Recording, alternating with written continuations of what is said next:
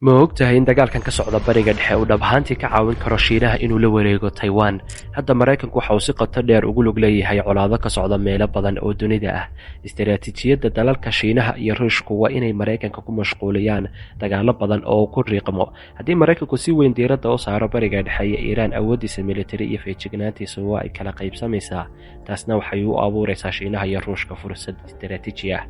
Shiinuhu muddo dheer ayuu doonayay inuu Taiwan gacanta ku dhigo, laakiin inuu sidaas sameeyo iyadoo Maraykanku si buuxda u diyaargaroobay aad bay khatar ugu noqon lahayd Shiinaha. Si kastaba ha ahaatee, haddii Maraykanku ugu xayirmay dagaal kale oo weyn, kharashka iyo culayska ka jawaabidda qalalaasyo cusub oo ka dhaca Aasiya aad bay u xumaan lahayd. Taasi waa sababta qaar ka mid ah falanqeeyayaashu ay u aaminsan yihiin in Shiinuhu si aad ah ula socdo dagaalkan, sababtoo ah haddii Maraykanku ku daalo dagaal dheer oo daba dheeraada, Shiinuhu waxa uu helayaa fursad istiraatiiji ah oo weyn. taasna waxay ka dhigan tahay in dagaalkan laga yaabo inuusan ku ekaan oo keliya Bariga Dhexe ee uu Aasiya oo dhan ku faafo.